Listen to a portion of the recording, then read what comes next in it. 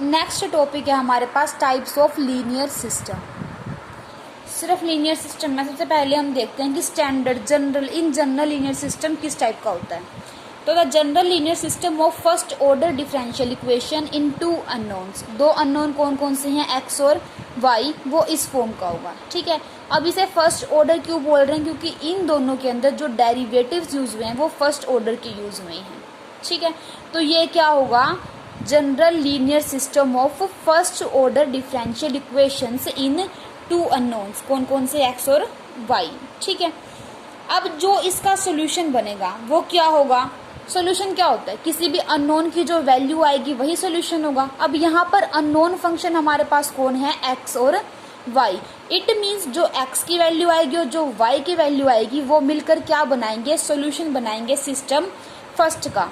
और एक बात, जो सिस्टम फर्स्ट का सोल्यूशन होगा, एक्स और वाई की वैल्यू होगी, वो इक्वेशन नंबर फर्स्ट को भी सेटिस्फाई करेगी और साथ साथ इक्वेशन नंबर सेकंड, इस सेकंड इक्वेशन को भी सेटिस्फाई करेगी और इस फर्स्ट इक्वेशन को भी सेटिस्फाई करेगी। ठीक है, तो यही बात बता रखी है। A solution of system first is an ordered pair of real function F G such that x की वैल्यू और वाई की वैल्यू होगी, सोल्यूशन उसी को बोलेंगे जो अननोन की वैल्यू होगी, और ये दोनों जो एक्स और वाई की वैल्यू आएगी वो इसको भी सेटिस्फाई करेगी और इसको भी सेटिस्फाई करेगी किसी रियल इंटरवल पे। ठीक है, अब इसने क्या किया, इसका कोई भी स्पेशल केस ले लिया, ये तो इन जनरल था, अब क्या किया, इसका इसने स्पेशल केस ले लिया।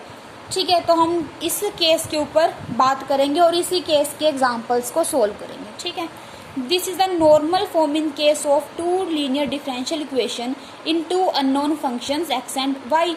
और इसके अंदर हम एक चीज़ ध्यान रखेंगे कि जो a11 है, a12 है, f1t है, a21, a22, f2t, ये छयों के छयों फंक्शंस हमारे पास कंटिन्यूस होने चाहिए गिवन इंटरवल के अंदर। ठीक है, और एक बात क्या कि अगर f1t और f2t यहाँ जीरो हो जाते हैं तो हम इस सिस्टम को बोलेंगे होमोजीनियस सिस्टम, और अगर f1t और f2t की वैल्यू नॉन जीरो रहती है तो हम इसे बोलेंगे this is a non homogeneous system. ठीक है, यही बात इसने बता रखी है, आप पढ़ लेना। इसके बाद है एग्जाम्पल, इसका इसने मतलब एग्जाम्पल दे रखा है किसी भी लीनियर सिस्टम का।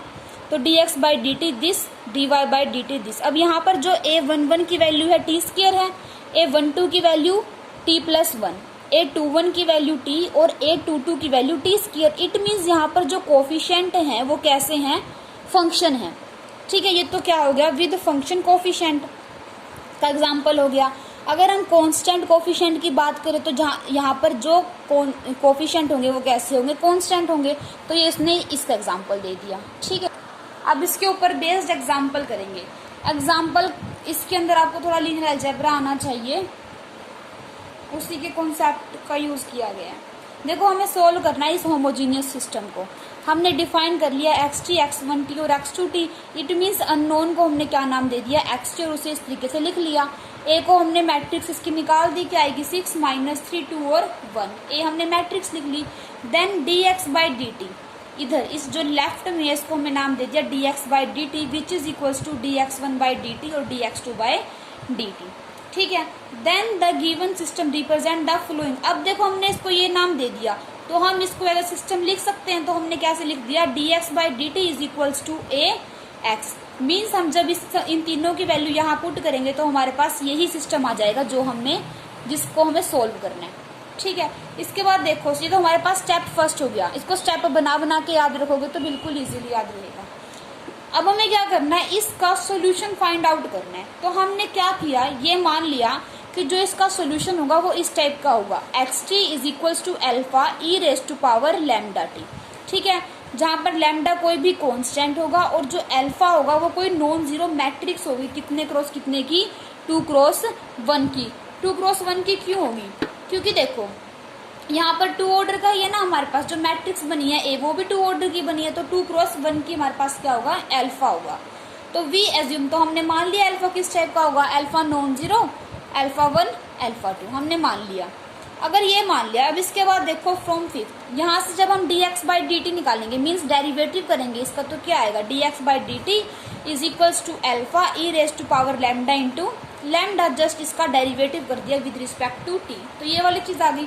अब अल्फा की वैल्यू क्या माननी है, अल्फा 1, अल्फा 2 दिस। ठीक है, अब हमारे पास क्या हो गया कि dx बाई dt की वैल्यू आ गई हमारे पास।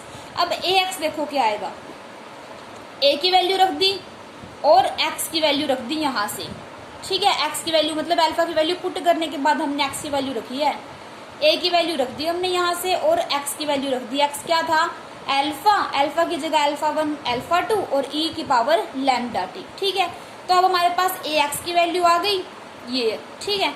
अब क्या करेंगे फ्रॉम फोर्थ इक्वेशन क्या थी, dx by D T is equals to A X. अब ax की वैल्यू आ गई हमारे पास, dx बाई डी टी की वैल्यू ये थी, तो क्या करेंगे dx by D T is equals to A X रख देंगे हम, dx by D T is equals to A X is यहाँ। अब dx बाई डी टी की वैल्यू ये है, ax की वैल्यू ये है, इसके अंदर पुट करेंगे तो ये वाली चीज आ जाएगी हमारे पास इक्वेशन 8a, ठीक है। अब देखो यहाँ पे हमारे पास e की पावर लैम्डा टी है एक जगह और एक जगह ये है, इन दोनों की प्रोडक्ट 0 आ रही है, पर हमें पता है जो एक्सपोनेंशियल फंक्शन होता है वो कभी भी 0 नहीं बनता, तो इट मीन्स इसको 0 होना पड़ेगा, तो इसको हमने इक्वल्स टू 0 रख दिया। अब ये क्या है a, ये alpha minus lambda alpha is equals to 0, it means a alpha किसके इक्वल हो गया लैम्डा अल्फा के। अब यहाँ से अल्फा को कॉमन निकाल लो तो ये वाली चीज आ जाएगी हमारे पास equation number 10। Since equation system 10th is homogeneous, ये होमोजीनियस इक्वेशन है एंड अल्फा हम मान के चले थे नॉन जीरो है, वी मस्ट हैव, अगर अल्फा नॉन जीरो है तो इसे 0 होना पड़ेगा, तो हमने ए मैट्रिक्स में से माइनस लैम्डा आई कर दिया, ठीक है। ये तो आपको आता होगा, लीनियर अलजेब्रा है बेसिक, ए माइनस लैम्डा आई, तो ये वाली चीज आ जाएगी हमारे पास। अब यहाँ से क्या करेंगे, इसको सोल्व करने के बाद लैम्डा की वैल्यू को फाइंड आउट करेंगे। देखो हमने उस मैट्रिक्स को सोल्व किया तो हमारे पास लैम्डा की 2 वैल्यू आ गई।